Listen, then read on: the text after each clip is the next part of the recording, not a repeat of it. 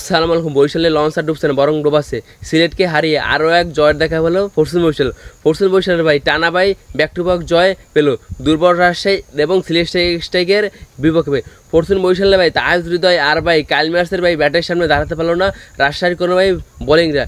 আমাদের ভাই বরিশালের ভাই দুজন ভাই ব্যাটার রানে আসতে পারছেন না, তামিম ইকবাল এবং ভাই নাজমুল হোসেন শান্ত। ভাই নাজমুল হোসেন শান্ত তো ভাই দীর্ঘদিন ধরে ভাই ব্যাটে তার রান আসছে না। তারপরে দেখুন পরশুদিন ভাই ম্যাচে ভাই তামিম ইকবাল ভাই ঝড়টা ইনিংস খেলে, কিন্তু দেখুন সেই ভাই ইনিংস খেলার পর আজকে তিনি সিলেটের বিপক্ষে কোনো রান পেলেন না। অন্যদিকে দেখুন ভাই ঢাকা এবং ওই রংপুর রাইডার্সের ম্যাচটা দেখুন ভাই, সেখানে ঢাকা ভাই পরপর 4টা ম্যাচে হেরে গেলো। সেখানে দেখুন শাকিব খানের ভাই মনটা একেবারে খারাপ হয়ে গিয়েছে ভাই। শাকিব খানের ভাই দলটা শক্ত করার জন্য তিনি ভাই দেখুন জেসন তারপর মোসাদ্দেক হোসেন ভাই নামি দামি প্লেয়ার খেলাচ্ছে, তারপরেও তার টিম জয় পাচ্ছে না। সেখানে দেখুন তার ভাই কপালটা একেবারে অনেক খারাপ হয়ে গেছে। সেখানে দেখুন কোচ হচ্ছে খালেদ মাহমুদ সুজন ভাই, তিনি ভাই বাংলাদেশে 1 নম্বর কোচ। তার মতো একজন কোচ ভাই হয়েও তিনি একটা জয় দেখাতে পারেন না শাকিব খানকে।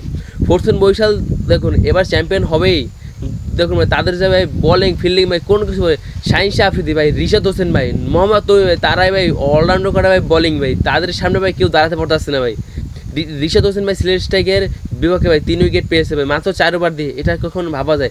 রিশাদ হোসেন দেখুন ভাই বিগ ব্যাশ লিগে সুযোগ পেয়েছে, কিন্তু সেখানে তিনি খেলতে যেতে পারেনি আমাদের শুধু বিপিএল খেলার জন্য। তারপর দেখুন রংপুর রাইডার্স ভাই একেবারে সেমিফাইনাল প্রায় নিশ্চিত করে নিয়েছে, তারা ভাই পরপর 4টা ম্যাচে একেবারে জিতে গেছে।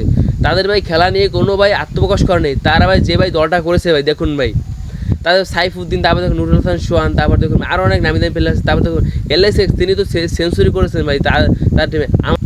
লিটন দাসের ভাই কথা কিছু বলার নেই, লিটন দাস তো ভাই দীর্ঘদিন ধরে রানে ফিরতে আসে না, তাতে দেখুন শাকিব খানের মনটা অনেক খারাপ।